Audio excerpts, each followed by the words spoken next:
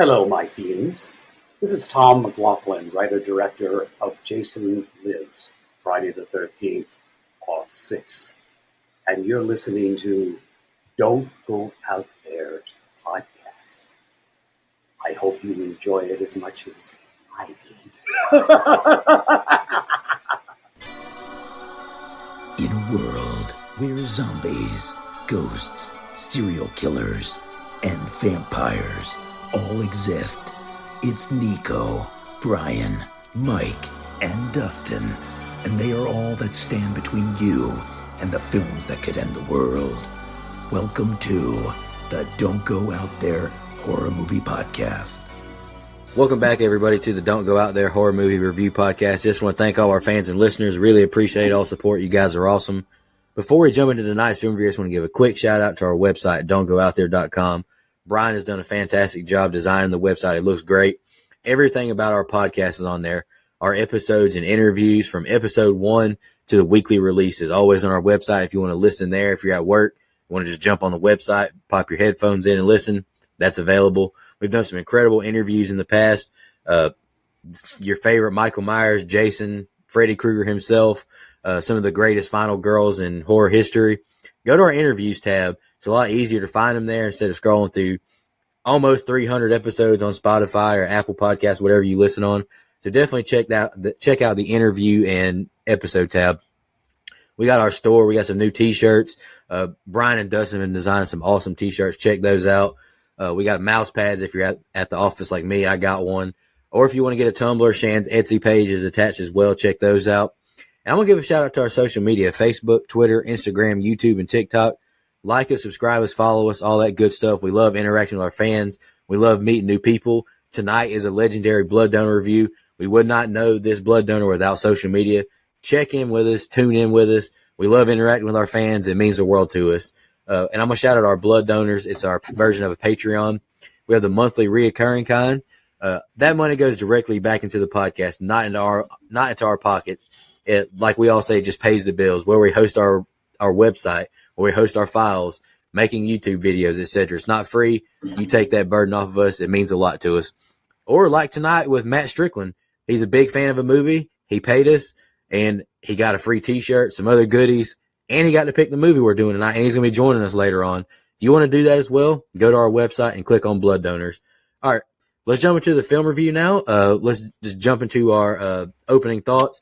We're going to be reviewing 1981's Hell Night. I'll kick us off with just general thoughts, and I hate to do this to you, brother.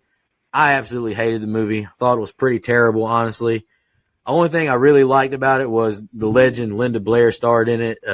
She's about the only thing I really enjoyed of it. It's just not my cup of tea. I'm sure, if you grew up through the 80s or just have some nostalgia towards it maybe, but I can understand why you would like it, but I just really wasn't a fan. Like in my scene by scene, I write down the notes in groups of 2, and I honestly feel like I could have done three groups of 2, 6 total, and been fine, because I felt like the movie just dragged and dragged and dragged because they had to draw out every walking scene that took fucking forever. At the end, it annoyed the hell out of me. Linda Blair, she gets out of the gate, but then she takes the time to relock the fucking gate instead of just drive away. Like, so much of this movie is just drawn out to just extend the runtime. It just feels like it drags the whole time, and it's rated R, but like the kills aren't that great. There's none of the 80s cheese, I'm just going to call it that, in it either.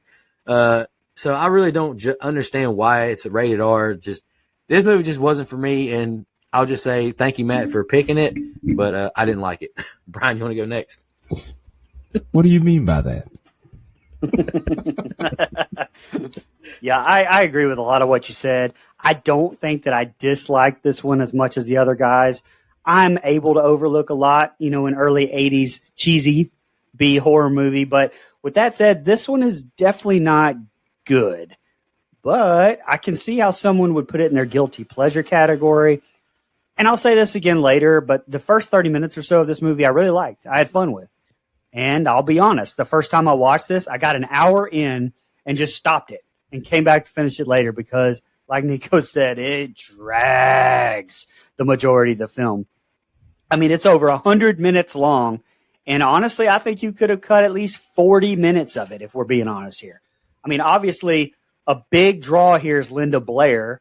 But, I mean, you have to also remember that in 1981, Linda was admittedly, if you read her own memoirs, heavy into drug use. And after an arrest when she was 18, basically blackballed from Hollywood and kind of relegated to these B movies like this. She did Playboy, I think, 2 years later as well. So Blair was on the struggle bus a little bit here. And, kind of like we've seen with so many child actors throughout the years. But, even her and her name wasn't enough to keep me interested in this for more than 60 minutes, honestly. I mean, because I don't even think she was the best female lead in this movie, but we'll get to that later. I do think that there are some really good cast members, but there's a lot of issues with this in my eyes, admittedly. So my issue with this movie, I didn't love it either. I'll take it a step further. I didn't like it. My issue with this movie is it just felt like a cheap, and when I say cheap, I don't mean money. We'll get into that. I guess I'll do that for Mike since he's not joining us, but I'll do the budget later. But I don't mean monetarily cheap, but cheap as in just kind of like a easy, no effort put into it, grab trying to latch on to the success of Halloween, which came out a few years earlier, and other movies. Brian and I were talking about this earlier, and he said that honestly he thinks this movie could stand to be remade because it's got some good bones. He thinks that this could be a good candidate for a remake. And I said, maybe, but I mean, it's such a generic story. Would it even matter? And then, because this story's been told hundreds of times throughout the years, I don't think there was anything unique about this movie that made it stand out.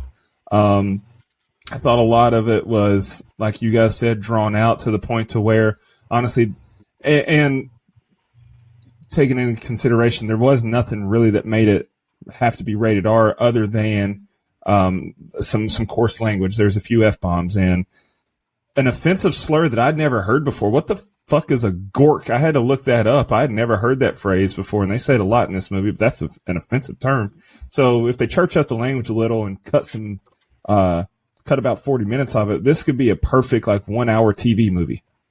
It's perfect for that because, I just don't think there's anything that makes this stand out to where it needed to be this long. It needed to really exist. I don't want to be that harsh, but like Nico said, though, if you grew up watching this movie, I could definitely understand the nostalgia. If you just have a soft spot in your heart for, this era of movies like Brian does, I could definitely understand liking it. I don't really have that soft spot, and I didn't grow up watching watching it for the first time in 2023. It just did not hit for me. I agree 100%. All right, y'all ready to jump into the scene by scene? We'll have Matt join us afterwards. All right, let's do it. The film starts with a woman screaming loud as fuck with opening credits to a groovy tune as we see college kids partying. Peter flirts with a girl until he lays eyes on Marty. He's instantly smitten. Denise tells Marty he really puts it on the pledges on Hell Night, and she tells her to mingle. We see a platoon of cars with torches heading towards this spooky house with a locked gate. Peter shoots the lock off the chain and says, "Welcome to Garth Manor." To be a part of Alpha Sigma Rho, you have to stay one night in Garth Manor, and Denise speaks on Raymond Garth killing himself and his family. Peter says he'll have to search her before he leaves as she smiles. Peter tells the Garth family history of the house now as they head towards the house. There's no gas, electricity, or phone. Peter describes how Raymond Garth killed his family and himself now. Police found a note of what happened, but only found 3 bodies. They never found deformed Andrew's body.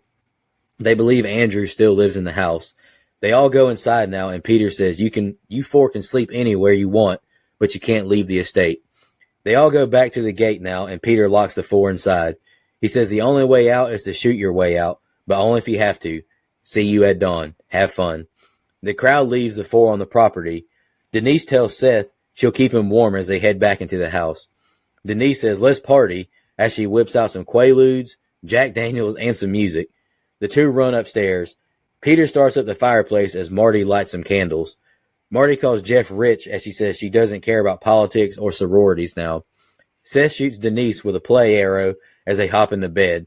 He wants to get to the business, but she wants to hear about surfing as he climbs on top of her, describing it. A car pulls up to the property. We see it's Peter, May, and Scott to prank the four inside. This place has the world's loudest crickets as they enter the gate and split up. Jeff tells Marty his dad wanted him to join the fraternity as he pours her a drink. He asks her why she's here. She says it just seemed to be the place to be. All her friends were here. She now reveals she and May made an agreement so she could get a lot of benefits. She now tells him her dad owned a garage and she worked there through high school. May falls into a hole in the ground. Scott says it's ventilation underground and you might get lost in an underground tunnel. Peter finds the controller that plays scream noises throughout the house. They go upstairs and Seth says they weren't screaming either, so someone is mind-fucking us. They hear more screams and go upstairs to see what's going on. They find the speaker where all the screams are coming from and disable it. Peter drops the controller and joins the other two pranksters. He sends May off to start the diversion. May spies on them inside for a moment until something grabs her from the hole in the ground, pulling her into the tunnel. She's grabbed by the hair and has her head chopped off with a cleaver. Jeff goes to check out another scream and runs into Seth. They go and check out where they heard the scream. The wind blows inside and blows the candles out. Marty grows fearful as she goes to look for Jeff. The door slams shut and she says, "Let's go home." She now sees the ghost of Raymond Garth walking towards her as she yells, "I'm scared." She barges through the door and falls to the floor and she tells the guy she was locked up with a ghost. Seth leaves to go hook up with Denise as Marty explains to Jeff what happened. Peter gets a mask as Scott says he's going to the roof to start phase 2 of the prank. All right, Brian, that's the opening set of scenes I got. What'd you think, brother? Okay, so can we just go ahead and say right here, since you really could throughout the entire thing, and I won't have to say it again, I mean, no way this movie ever gets made nowadays with the stuff sprinkled throughout, especially the misogynistic stuff from old dude Peter. I mean, we can all definitely agree on that, right, I think. Well, with that said, the start here gives me a lot of Animal House vibes, and I dig it. You know, like I said in my open, this set of scenes is my favorite part of the movie. Now, the majority of the soundtrack here, too, I will say I don't feel is very good. But the opening song, Theme from Hell Night by Dan Wyman, is super 80s, and I actually love it. We get introduced to our main cast, and honestly, I really like these four. I mean, they're actually somewhat enjoyable. I think it's good casting. My favorite of the group is definitely Seth. Vincent Van Patten, I think, does a great job with him. He reminds me a lot of Steve Howey's Van on Reba, and I love that dude. So Seth's charm wins me over, even if he uses the word radical too damn much. But, hey, it's early 80s. Give me all that Ninja Turtle slang all over this new age shit that my 40-year-old ass can't understand anyway. We get this police DUI checkpoint's dream as both frats drive to the mansion here, and, man, there is a lot of bad here. Like, show me some of this exposition dump that Peter gives that kind of drags on a little too much. I saw a review call him a Halloween Horror Nights tour guide, and I think that's a perfect description. But like a lot of stuff, it just drug on way too long, way too much setup here. Also, who the fuck lit all of these candles in the house? I mean, hell, that's the most unrealistic thing here is, that mansion would have been burned down way before we get the rest of the movie, but okay. Also, I don't know how the hell they got the rights, but at 10 minutes and 42 seconds, when they first see the house, an exact clip from 1978 John Carpenter's score from Halloween plays. Now, I know that Erwin Yablans, one of the producers, was a producer on the original, actually first 3 Halloweens. That's the only way maybe that could have happened, I think, but it's 100% ripped off from the Halloween score, and it's kind of weird that this is the only time I recall hearing it throughout anyway. And also, I assume Peter swapped out the real bullets for blanks after he literally shot through the lock to get in there. And I guess I'm also assuming he had another lock handy here, too, with the key, since, he did that as well. I did think the interaction between Denise and Seth, though, was really good. I smiled a lot during their interactions. Suki Goodwin, I think, was super charming. And I don't want to say it, but would have been a better final girl choice for me, in my opinion. It was certainly better than the Scott and Peter back and forth. That was absolutely cringy and awful. But just 2 more big nitpicks before I shut up here. If Denise and Seth were on Quaaludes, I mean, come on, we've all seen Wolf of Wall Street. I need these kids more fucked up, like, for me to buy that. And I've said this before, but whatever. This is a rated R movie in the 80s, for that matter. And this is a pet peeve of mine. So if you're going to have me buy that these people had sex and have, quote, sex scenes, I don't care if you show anything. Have them under the covers, whatever. But you have these people clothed the entire time in multiple, quote, sex scenes. Not just one, but you have them like awkwardly on top of the clothes stuff. Like, just leave that completely out. If you're going to do that, like, it's ridiculous. And my other nitpick, y'all get naked to have sex? I don't have sex personally. I don't know what that is. I've only seen it in the pictures. In the moving picture shows? In the movie picture shows. I was confused. Go ahead. Oh, okay. Too wholesome. Too wholesome. Very wholesome. And my other nitpick is I wouldn't have had the time, or I would not have had them find the sound machine this early, because why would they believe literally anything throughout the rest of the movie and be scared whatsoever? I mean, if they know it's all fake, it takes away all of the tension, I think. And it takes 30 minutes into the movie to get a kill. That's my other nitpick. A decent one that cut away a little too early, I thought. And, this has got a decent budget, as Dustin's going to touch on too. And I think that, they could have not cut away from that kill right there. Sorry for rambling. Go ahead. Oh, you're good, man. So my first thought at this party that we're introduced to in the opening scene is, are they dancing or riding a roller coaster? I've never heard so much wooing in all my fucking life. And I don't know why, but it bothered the hell out of me. Because to me, that's terrible directing. Because I know you want background noise to make it seem like it's a real party and it's live, it's lit, everybody's having fun. But I've never in my life been to a party where everybody is around going, woo, woo, just for the sake of wooing. Oh, God, that bothered me. But anyway, and then here, what's up with the word gork? I've never heard that word before in my life, and they said it like 5 times in the first 10 minutes. I looked it up, and it's a derogatory term. So, I don't think that would translate well to today, but that was a new one. It taught me something at least. And then when she asked him, when Marty is getting to know Jeff, and they're shooting the shit there, and she asked him, "What's it like to be rich?" Listen, girl, I ask my co-host that all the time. Nico, Brian, Mike, I have to ask them to tell me what it's like to be rich all the time. So I feel you please. there. Please. And we get our first kill, and it's mysterious enough. I do like that, like the circumstance leading up to it was well done, but the shot where her head is actually chopped off it's kind of funny looking, because I don't know, it just looked funny how the blade went to her throat. Something about it seemed off, and then they just immediately cut away to another scene.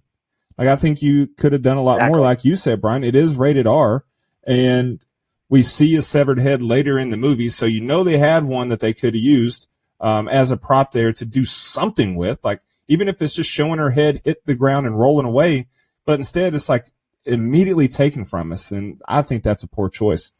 Then we get a Scooby-Doo quality projector ghost, but Marty is no Velma because she's legit scared.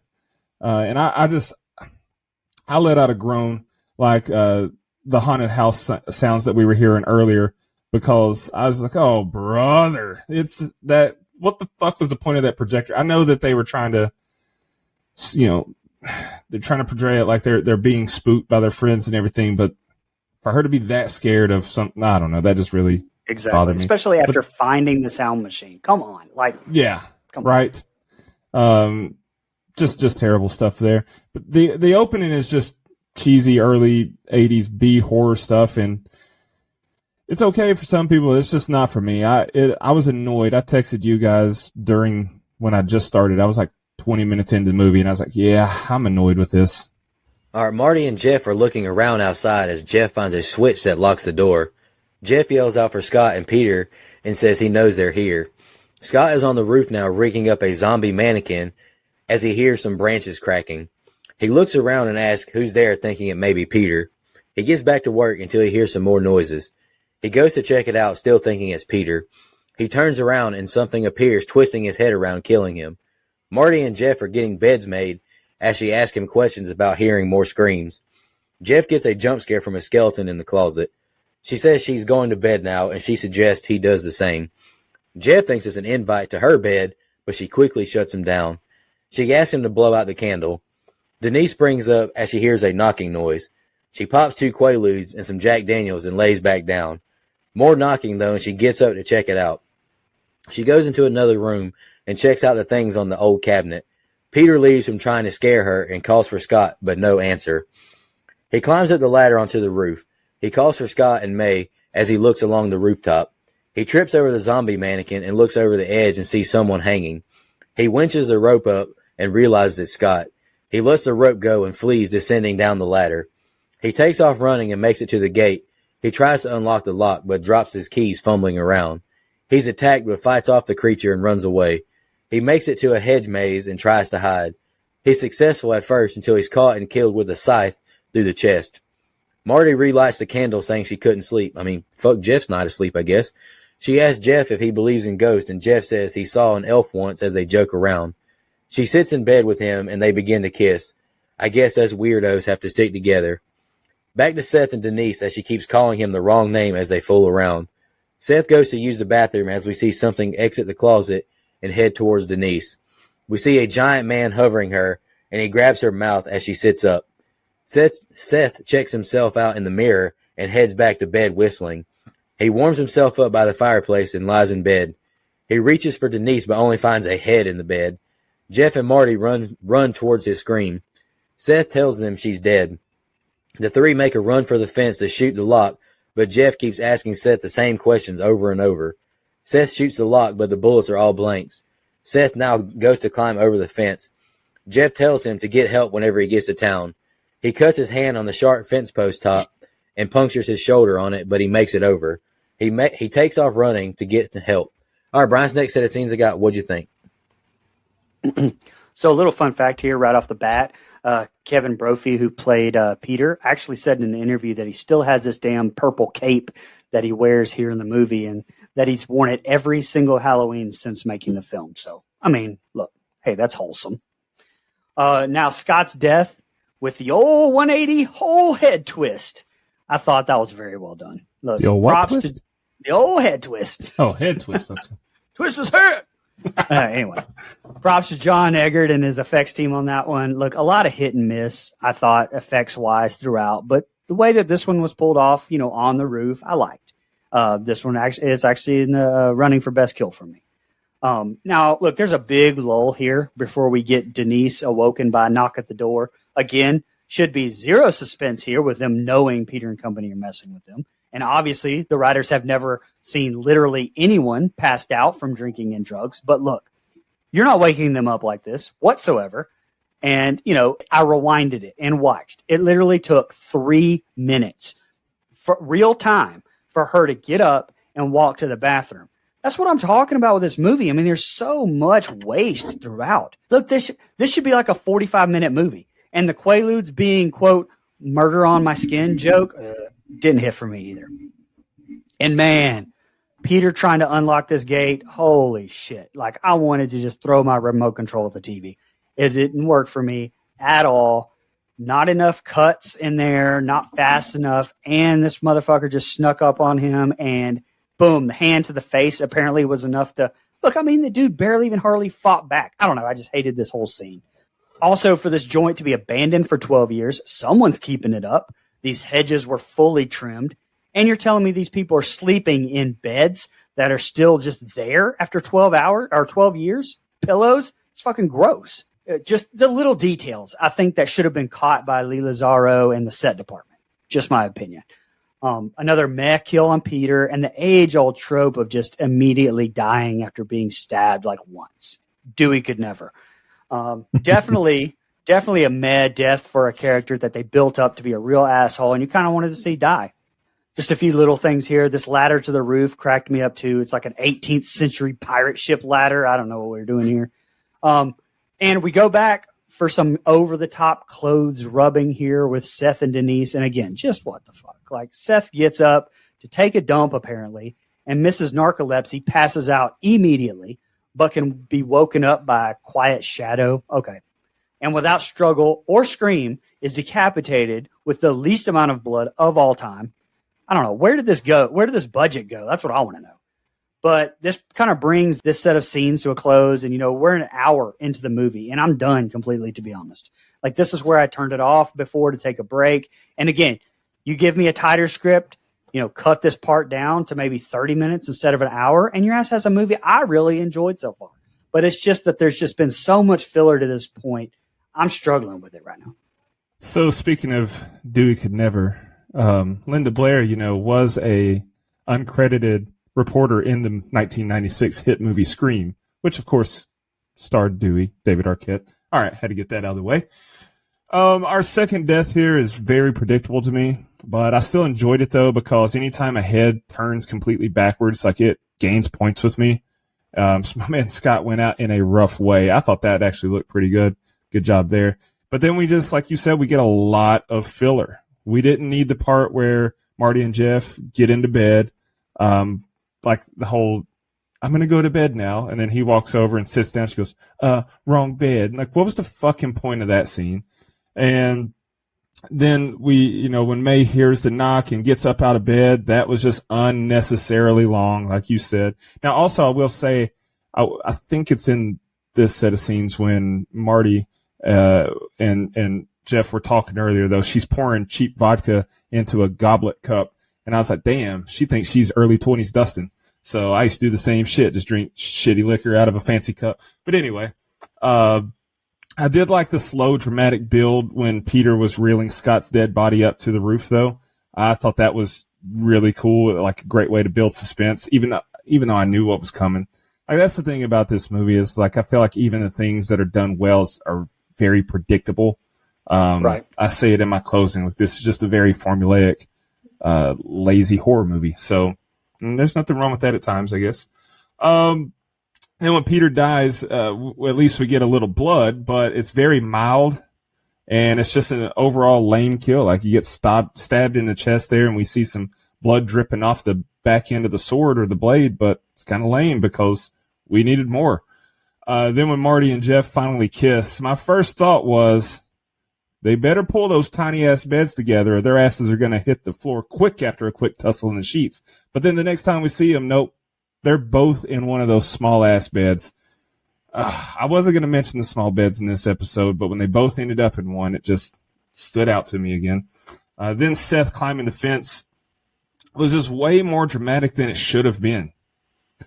Because, like, the whole, they're trying to, no, don't leave. No, bitch, you better tell him to get out of here and go find help. Like, don't be trying to get him to stay.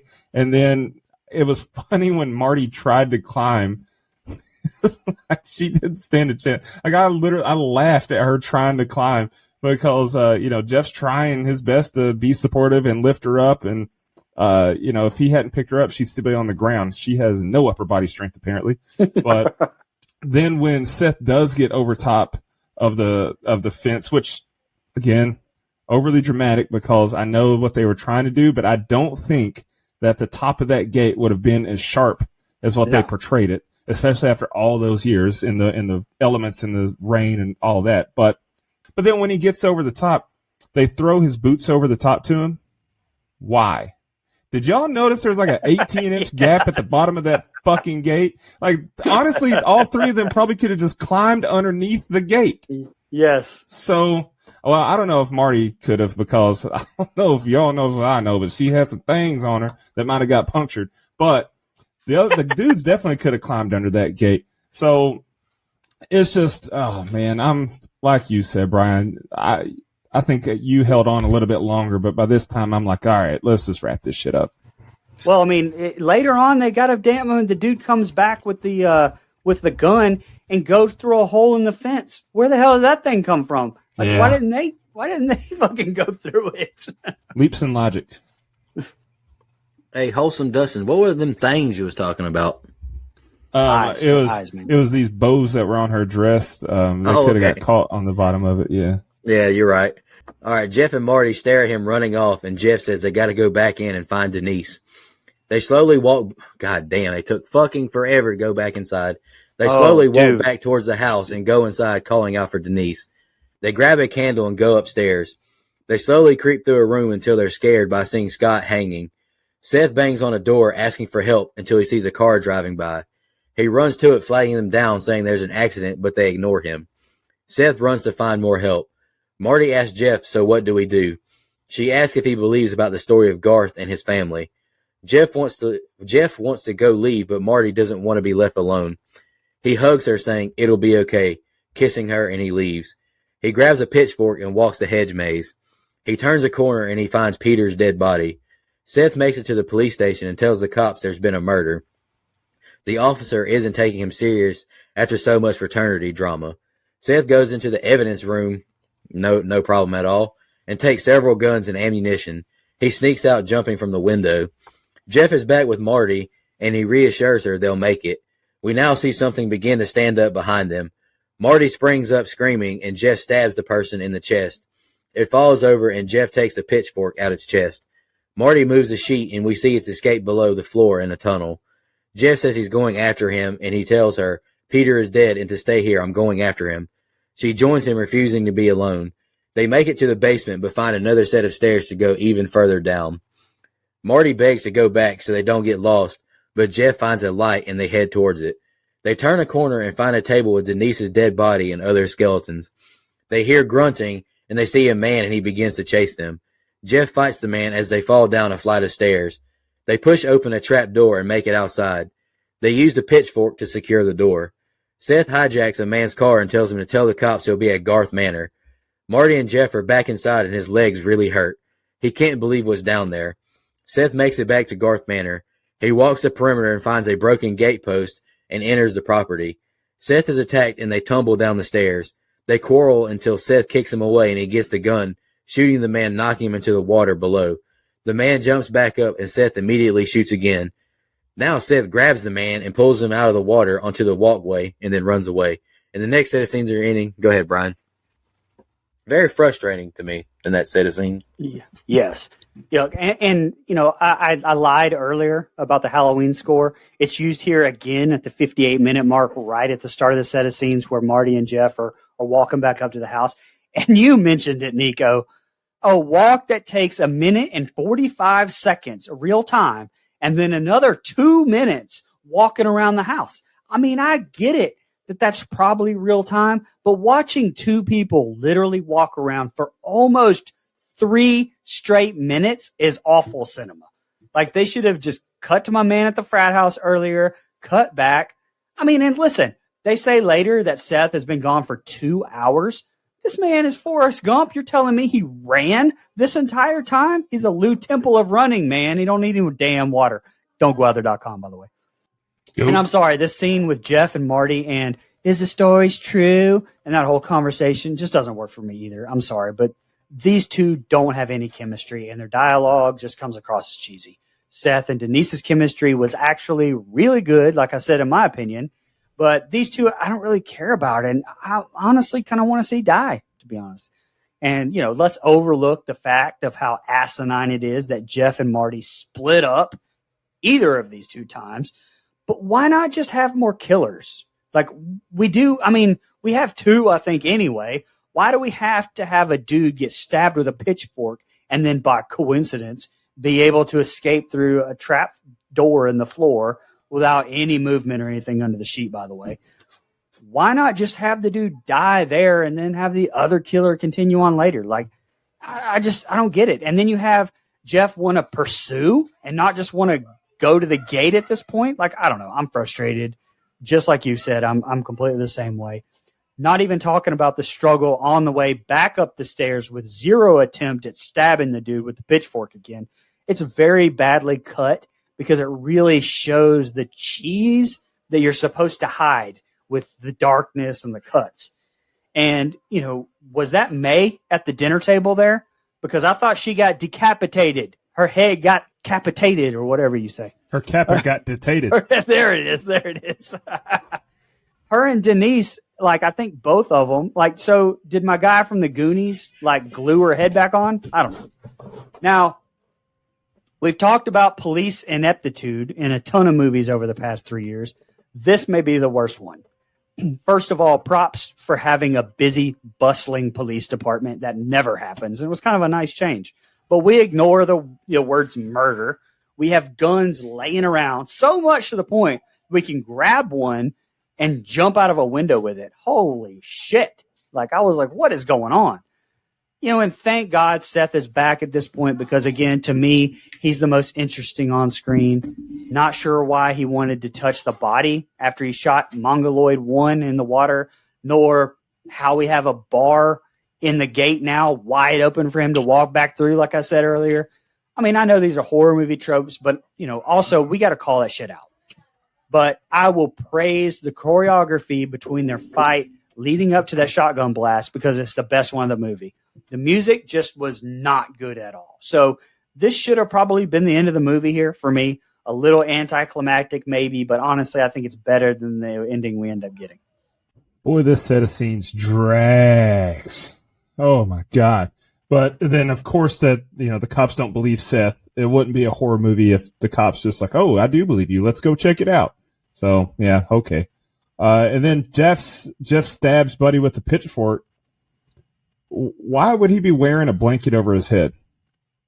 Like, that didn't make any fucking sense to me. And then, because, he'd been out in the open all night, and then all of a sudden he's going to attack him in the bedroom, and he's going to act like a fucking ghost from Scooby-Doo. And then, when he drops down to the ground, you don't think that they would have noticed the body disappearing under the blanket as he went down into the trap door? Like, there's a lump under the blanket. I stabbed it with a pitchfork. There's no lump under the blanket. F minus, as far as logic goes. F minus. Terrible. And then when they get down in the dungeon where old boy's got the dead dinner party set up, which, by the way, I was like, okay, so this is Halloween mixed with Texas Chainsaw Massacre. Like, this just borrows from so many movies. But when he gets down there, why was Jeff trying to hit him with the pitchfork instead of stabbing him? Like, he held it up above his head like it was a staff and was trying to bash him with it. And then he swung it at him like it's a fucking pitchfork. Stab him. I said it on, what was it, The Crazies? Like, I got a prescription and I got a fever and the only prescription is more pitchfork. You got to stab him with that motherfucker. You had a chance. Anyway, the best thing about this entire movie, though, was he blasted that motherfucker in the chest with the shotgun, and he went flying backwards. Like, I laughed my ass off just because he's coming forward, and then when he catches a shotgun shell to the chest, like, he just, physics be damned, he went flying backwards. That was awesome. But then the next time he gets shot, he doesn't go flying at all. He just kind of drops. So that sucks. But that shotgun blast was fucking awesome. But overall, man, this set of scenes just could have pretty much all been cut or merged with some other set of scenes because it just drugs so much. I don't think Don't Go Out There fans realize what just happened. Dustin, the man who has more CTE than NFL football teams, remembered something from an earlier episode. Well, that was one of the first episodes I was on, too. The Crazies. That's 2-something years ago. Hey. If not yes, longer. It was. Hey, I'm like something. It comes and goes. It's intermittent CTE. Sometimes I remember, sometimes I can't remember. That was awesome. All right, guys, here's the ending. Seth runs inside yelling out to them he killed him. Jeff tells him the others are all dead as Seth is pulled away by someone. They hear a gunshot and the gun tossed back to the light. They call Seth's name and Marty says she's going to get the gun. She makes it to the bottom of the stairs and calls for Seth. No answer, and she makes a sprint for the gun, but someone dives at her. Marty and Jeff hide in a room until a man breaks through the door after them. Marty makes it out the window, but Jeff is pulled back in the room, then tossed below to his death. Marty climbs to the roof and back down the rope ladder. The man grabs her through the glass, and Marty falls below. She takes off running and finds Jeff's dead body. She finds the other man Seth killed and heads back towards the house for some fucking reason until the man runs out the house after her. She falls and makes it to the hedge maze. She screams when she runs into Peter's dead body. She sees a key in his hand and takes it from him. She can't be quiet and continues to scream and runs away. She gets to the gate and finally unlocks the gate, and she relocks the gate. She gets in the car, but it stalls. Remember, because she said she worked at a garage. She jumps out and pops the hood and gets it fired up. She backs into a gate, and now the car's tires are spinning. She speeds away, but the man is on top of the car. She swerves through the road as he grabs for her. She hits the gas and drives towards the hanging fence, stabbing the man with the gate post. She wakes up that morning with the man still stuck on the gate dead. She exits the car and walks away as the end credits roll. Brian, what'd you think about the ending? All right, look, Seth's off-screen shotgun death is absolute bullshit. What are we doing here? And then the Mongoloid throws the gun out. Like, why is he even hiding at this point if you're the monster? Like, a Mongoloid that I, by the way, will not praise the makeup on because it looks more like a werewolf. And I don't know, after Jeff gets pulled back in, we get a 15-minute literal eternity final scene between our star and the Mongoloid. And I don't care if this was the best 15 minutes in cinematic fucking history. By this point, this movie has lost me so much that I want it to just be over. But a cinematic masterpiece, it is not. The monster is somehow on the roof without her knowing. Don't know how that happened. The Mongoloid kill was not bad, but I mean, what the fuck happens next? She falls asleep in the goddamn car with her head on the horn? Or what happened there? Like, we didn't get sleeping like that from the motherfucker on literal drugs. So she wakes up with a hankering for some morning Waffle House, I guess, and that was it. Like, I don't understand the thought process on this ending here. Yeah. So when Seth is bragging and he gets snatched up by the head, like, that made me laugh too. I can't lie. That was pretty funny. But it's just cheesy overload in this movie. And then, okay, so there's a family of monsters, or there's at least two of them. We didn't really get an explanation about how or why that happened. All right.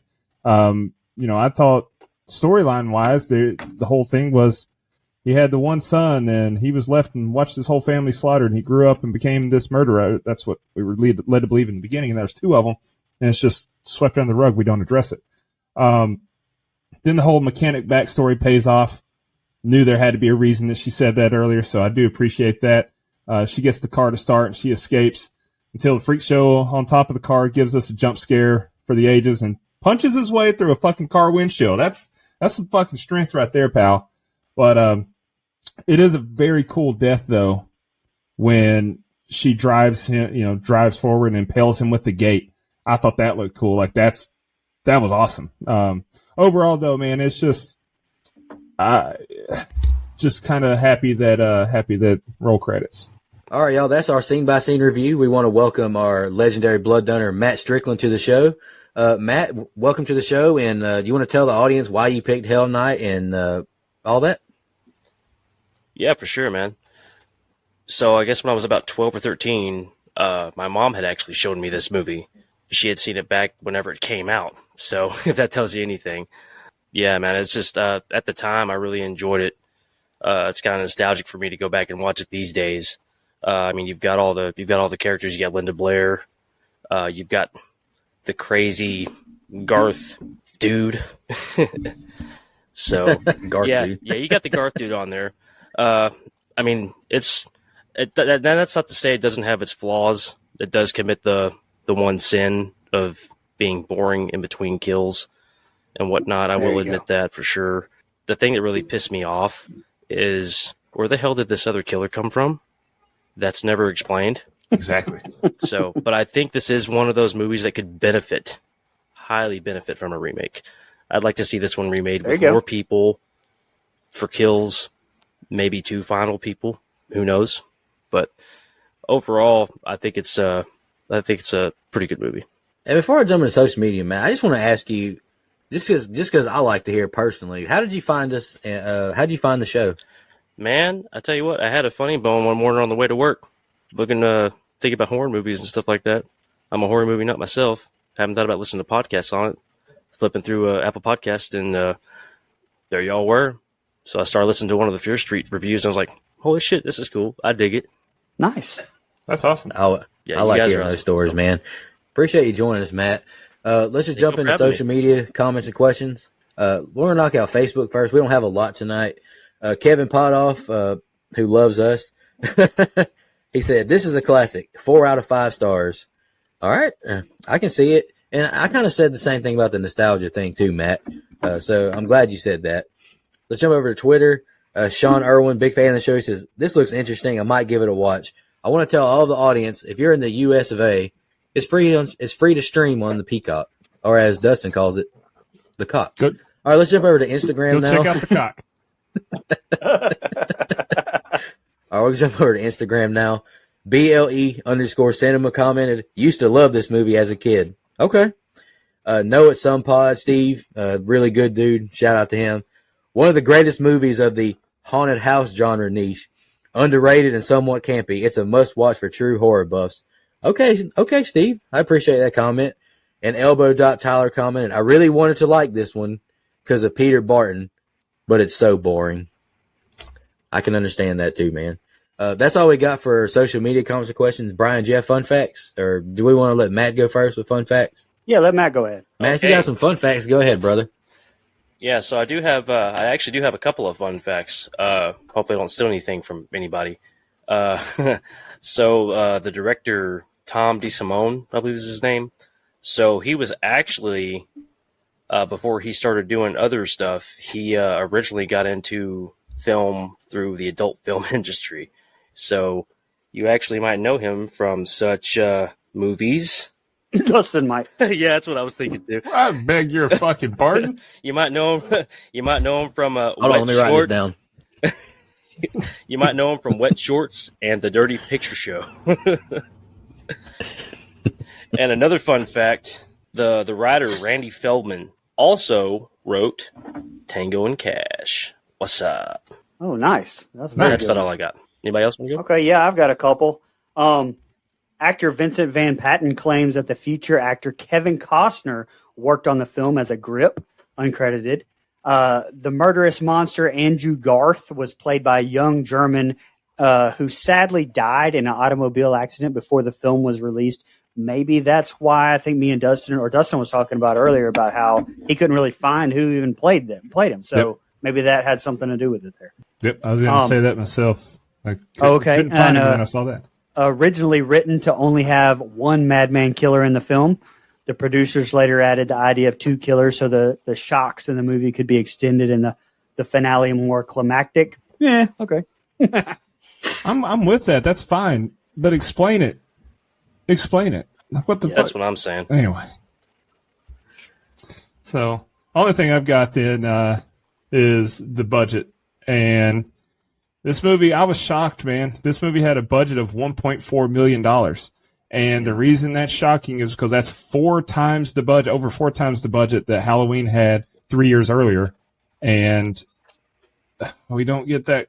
It's just not on the same level. Where'd it go? Yeah. It must have been Linda Blair. It must have been Linda Blair. All the guns in the party scene. All that ammo for that damn shotgun. They must have they had actual Quaaludes. They spent the budget on actual Quaaludes. So. That you really never see a payout for other than she's passed out, and that's about it. Yeah, thank you. I was going to say somebody sold them some bad shit because, look, they don't even. I think she sobered up as soon as she got in the fucking manor. All right, here's my new theory. She gets hopped up on Quaaludes, and she imagined all this shit, and she's actually the killer. So there you go. It all makes sense now. That would have been such a good movie. She might have been on that. Yeah. So, like I said, $1.4 million budget. It grossed a total of $2.3 million in the United States during its theatrical run. So it did make its money back. Incredible. All right, let's jump into our favorite kill, least favorite kill, and the rating. Matt, we're going to go in order of the show. So it's going to be me, Brian, Dustin. You're going to go last. Is that okay with you? Works for me, man. All right. Favorite kill. Not going to lie, I wasn't a big fan of really any of them because I felt like if for a rated R movie, they could have shown us a little more. But I'll just go with the cleaver, decapitation. I thought that was pretty cool. Least favorite kill, I'm going to go with Jeff just getting thrown out the fucking window. Could have asked for a little better than that. Maybe just give him a backbreaker in the room, do something cool like that. You know, WrestleManiac vibes or something. Matt, when you listen back to the show, you're probably going to be, I hope your feelings aren't hurt, but I really wasn't a big fan of this movie at all. I kind of feel like we all agreed that this could be like a nice 1 hour TV movie if you trim out a lot of the long walking shots or the just hanging out in the bedroom shots, stuff like that. To quote the great Michael Settle, a movie's biggest sin is being boring and dragging. And that's just how I felt the whole time. I felt the movie just, a lot of stuff didn't make sense. Like you mentioned yourself, explain this second character, explain this family a little more. They just kind of tell a basic Amityville horror story and just roll with it. And honestly, I would rather just watch Amityville horror if I'm going to watch this kind of movie. Wasn't a big fan, Matt. I told Brian earlier what my rating kind of was. Then he said I was mean, but I was like, hey, man, I gave your own birthday pick a couple years ago a 2.5, so I got to be honest with the people. I gave the movie a 2.5. I'm sorry, brother. I love you. Very undeserved, by the way. I forgive you. So my favorite kill is probably the Scott 180 head twist. Twist his dick. But my least favorite kill was Jeff's fucking off screen. I mean, I guess he's death, or my guy Seth's off screen death. How is this movie rated R again, by the way? First of all, let me just say the poster for this movie is fantastic. Like, it's so 80s, man, and definitely would make me want to rent it at the old T&M video store back in the day if I had seen it in the horror section. I think for the most part, the main four of the group are interesting, at least. And like I said, the first half of the movie I really liked. But it's the writing here. Well, I mean, I guess it's a combination of the writing, the cuts, and the directing. I think that really kill this for me. Again, I understand how you can see this as maybe like a guilty pleasure, or like you said, have nostalgia for it. I just don't personally. But I'll give it props for what it did do right, and I gave it a 4.75. And I'm glad I watched this. I mean, there's another movie I put it in the same category as this almost, and that's the original. I don't know if you've seen it, 1986 April Fool's Day. Kind of along the same lines, but 4.75. All right. So my favorite kill, I'm going to go with the inbred freak at the end that Marty kills by impaling him on the gate. I thought that was cool. It was creative, and it looked pretty cool as well. So I'm going to go with that one. Least favorite, I'm going to go with the blonde chick in the beginning. What was her name? Was that Denise? The one that I think it was like the decapitation. Was that Denise? Or that was May. I think. May? Yeah. Okay. We'll go with her. Just because the camera cut was so quick, and it was a cool death. Like, it could have been really cool. We get to see her head in the bed later. But like, I just wish that we would have got more, so it left me unsatisfied. As far as the rating, to me, the best thing this movie has going for it is the score, which Brian wasn't really a fan of, but it's just a very classic horror score. Like, it's borrowed from or inspired by so many classic horror movies that it has that feel to it. It's just a very cheesy B horror movie that honestly, it felt, like I said, not cheap as in the sense of money, because they had a $1.4 million, but it felt like a cheap grab for a easy payday. It's not the worst thing I've seen at all. And I can definitely understand, like we've said, if you watched it years ago, you have nostalgia for it. Absolutely. That's the reason, or like Nico said, it could be a great guilty pleasure movie. Like, I picked Bones for guilty pleasure. Yeah, that movie sucks, but it's guilty pleasure, so I get it. I don't think I'll be in a hurry to watch it anytime soon. For an hour and 41 minutes, man, it just feels so much longer than that. So when I was thinking about movies to compare this to, the one that I kept going back to was Leprechaun. Leprechaun is considered a classic by some, and it has its little quirky charm about it in ways. And so I was like, okay, I think that's an apt comparison. I gave Leprechaun a 3, so I've given this one a 3 as well. Man, you're shitting on all my movies, aren't you? Uh-oh. With all due respect. You're good. Okay, so favorite kill, least favorite kill. Favorite kill is definitely a toss-up between the kill at the end with the Garth monster. I gotta say the head twist on the roof from Scott's death. That was fucking cool. Yo, head twist. Twist it.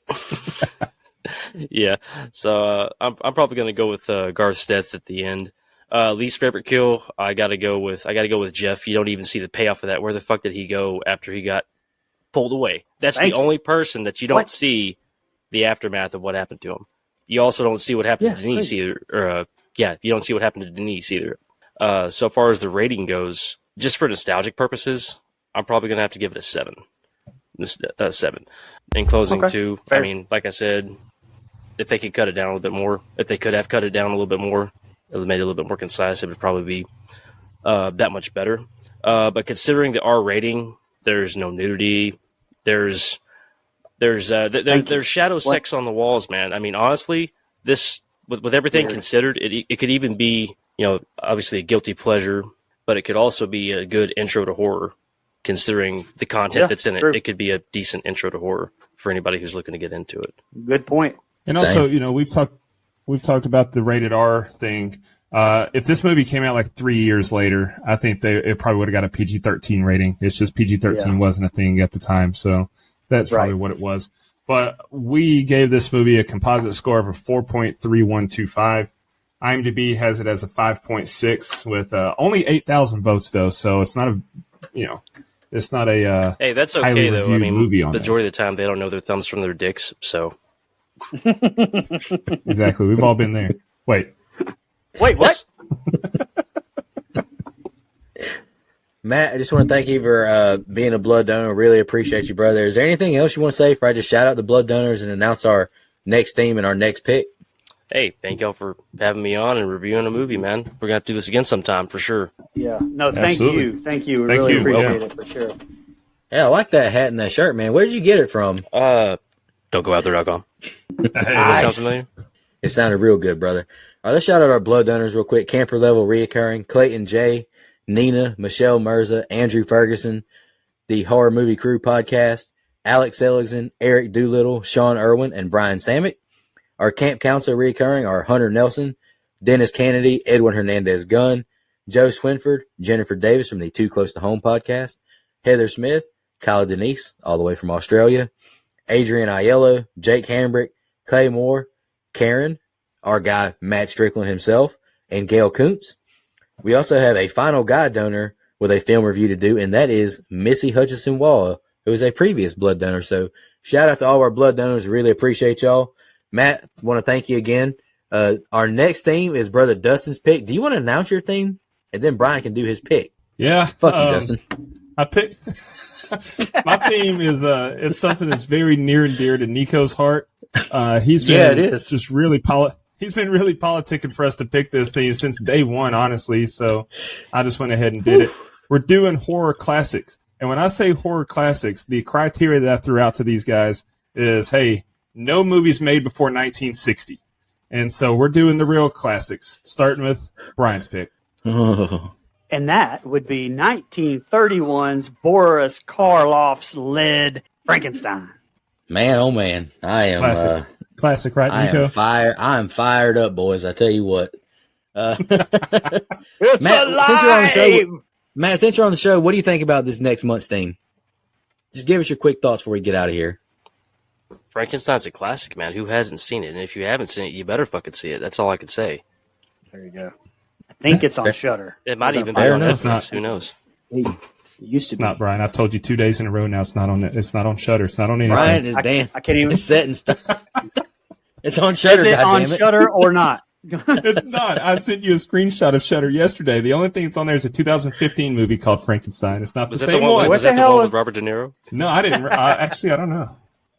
I think you sent it to the wrong Brian because I don't remember any screenshots. Well, that's crazy because I didn't text it to just Brian. I texted it to our group chat. So, I think your CTEs are rubbing off on me. aha. Better watch out. You might get a case This of is wet actually cords. the one that's on Shudder. The one that's on Shudder has Carrie Ann Moss. Shout out to Trinity from The Matrix. Nice. I can't even spell CTE. Let's get out of here. Me neither. Matt, thank you again for joining us. I'm really looking forward to this next month. I am Man. super excited for it. I can't wait for it Me too, man. to be. Get it. I mean, I'm fired up, guys. But for real, I'm looking forward to watching some classics that I haven't seen. They are like me and Brian were talking the other night when we did our little Cocaine Bear Pensacon recap. We don't have Jason and Freddy and Michael without Dracula, Creature from the Black Lagoon, Frankenstein. So we definitely need to pay respects to what started our favorite genre, and I'm going to do my best to do that. Thank you to all our fans. What's funny? Every time What's that funny, every man? time that you say Brian or me and Brian did cocaine, Dustin's ears perk up and he's like, "Wait, what?" Oh, bear. Oh, Okay, bear. oh. Every time you say that, he's like, "Wait a minute, you said you did what?" I think Dustin That might is have a not bear in his true. closet. Who knows? Brother, I am a bear. Before we go, whenever Going on I think about Dustin and cocaine, go to his TikTok and watch that fucking video he made. I've got it pinned. It's pinned on my Y'all profile. have a good one. Y'all have a good one. Just want to remind everybody,